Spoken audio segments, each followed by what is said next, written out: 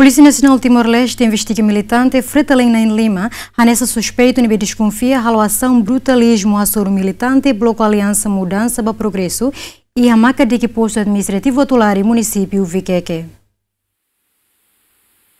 Comandante-Geral Polícia Nacional Timor-Leste, Comissário Júlio Ornai, reconhece a ação brutalismo nível halau hosi militante Fretalin, hasuru militante ANP ia makadiki, hafuin fila hosi kampanye eleitoral ia Viqueque vila. E acontecimento ne militante ANP balun kane no careta balun bidru rahun, mas polícia hamutu com membro FFTL, halau atuação hodi hakalma situação ne. PNTL Esquadra Watulari halau na investigação para suspeito nem Lima, os militantes Fretalin. Investigamos vítima inclui testemunha balun. Comissário Júlio Ornai nos informa kata polícia detém militante Fretalin, o ANP ia sela detenção municipal tem. Entretanto, a campanha ANP nebe halau ia município Bacau. Militante ANP na tolo hetan baku, inclui labari minoridade baisa ia hospital. Comandante-Geral PNTL Comissário Júlio Ornai atau lihirakne, ba jornalis sira hafoi encontro semanal do Presidente da República Francisco Guterres Luolo ia Palácio Presidencial bairro Peterili.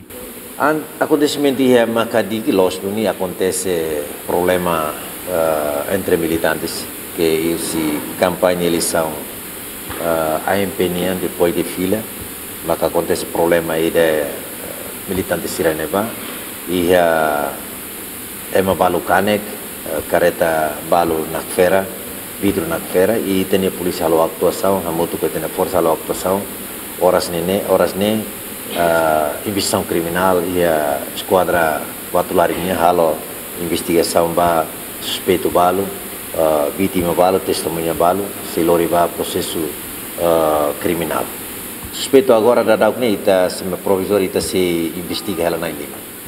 Mas que foi moço ação brutalismo durante o período de campanha entre militante partido Balun e a Ponta Leste, mas a situação campanha eleitoral e a município selu lá controlado. Napoleão Xavier, Ansito Leite, Zemen.